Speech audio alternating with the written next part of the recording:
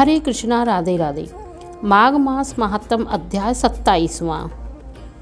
कल आपने 26वें अध्याय में नरकों का वर्णन सुना।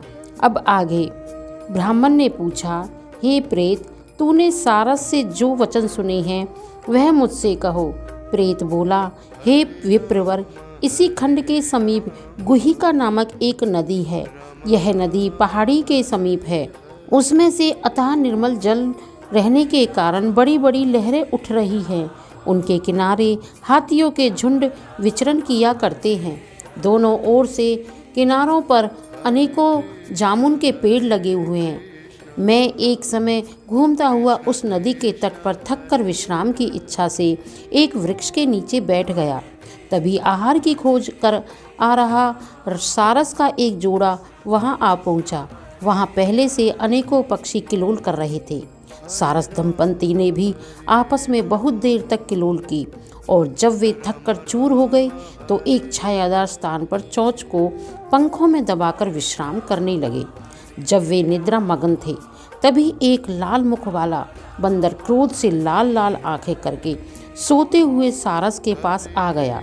उस लंबे लंबे काले बालों वाले दुष्ट बानर ने अपनी लंबी चंचल पूंछ को चारों ओर फटकारा। उस बानर को देखते ही आसपास के पक्षी तो भय से चीखते हुए जान बचाकर भाग खड़े हुए। सारसी ने जब वानर को देखा तो वह सारस को जगाने के लिए वहां से दूर दूर भागकर शोर करने लगी।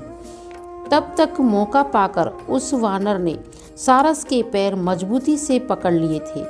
चीख सुनकर सारस की जब नींद खुली तो उसने देखा कि वह दुष्ट बानर उसे मार डालने के लिए खड़ा है। तब उस सारस ने बहुत ही मधुर वाणी से उस वानर से कहा, हे वानर, तुम मुझ निरपराध को क्यों मार डालने को उतारू हो? राजा भी अपराधी को ही दंड देता है।